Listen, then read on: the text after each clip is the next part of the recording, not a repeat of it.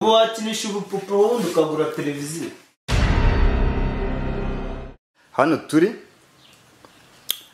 twakiriye umukinnyi wacu wakinnye muri filime yitwa Intambara ya Babiri. Ese wa musore we dushaka kubaza ikibazo kimwe cy'amatsiko. Twagwamagaye nguze ugira tugeza muri filime wakinnye ariko twabonye waje kumwe n'umukobwa mbona uyinzo ukuntu niba ari inzobe sinzi ariko ndabona ese uwo mukobwa murakundana ni inshuti ya mugenzi wawe ni mushiki wawe ni iki cyawe? Murakoze cyane kandi nishimiye ubutumire bwanyu. Birashimishije cyane kuba nje hano kuri MC Miss Kadibi TV kuba nakurikirana umunsi kundi nyine ibijyanye na nibyo dukora bijyanye na filime. So ubutumire bwanyu ndabwishimiye cyane. Kubijyanye n'uyu mukobwa ni mushiti wanjye nyine just ntago dukundana. Rero turakorana umunsi ku wundi kuri filime zitandukanye usibye kwenda we ntago mwigize mugenda mutubona dukorana cyane we na turi kumwe ariko ni mushiti wanjye yani mushiti yanjye ariko simbizi usenga abo yabari hangaho nta kintu kimwe natura twenda kuko ufite gwashaka kubona dutira. Urakoze cyane wa musore we unze kwitwa Marone muri Fete Kuzimo. Turamaze dusanze umukobwa mwihakanye kandi inshuti yawe byagenda gute?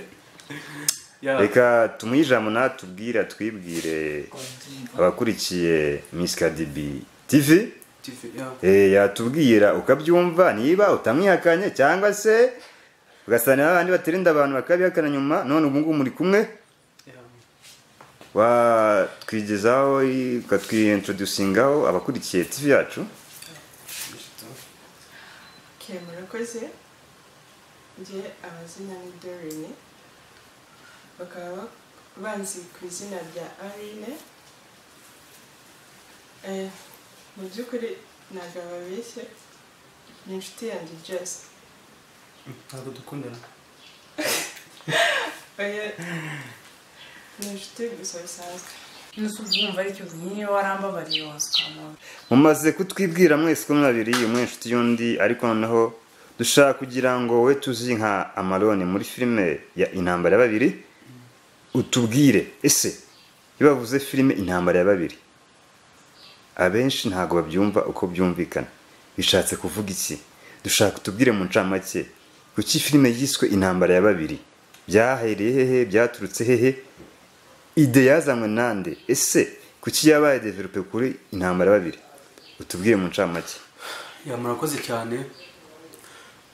Kubijyanye n'Intambara ya Babiri yanditswe n'umuhanga witwa Alice Riziki cyangwa se afite amazina menshi na Francine nabyo ni iki umuhanga cyane azi kwandika. Ni nayo mpamvu turimo kuvuga ati mukorera like share and subscribe kuri channel yacu Miss Kadibi TV.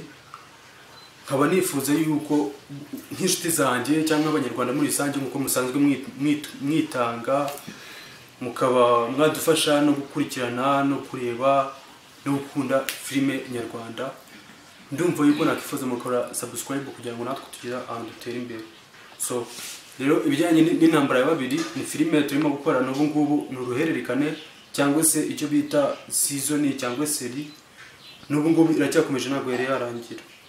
Intambara ya Babiri haba harimo impande ebyiri abantu baba bafite abakunzi ariko umuntu umwe umukunzi we biza kugira ntago byaje gukomeza neza. Umwe aza kujya gute aza umusheri we baza gutandukana ajya mu mahanga undi umusheri we yamubonye nyuma no kugeza n'ubu nkuko tukibikora nkuko mubibona baracyakomeje nyine kubana tu.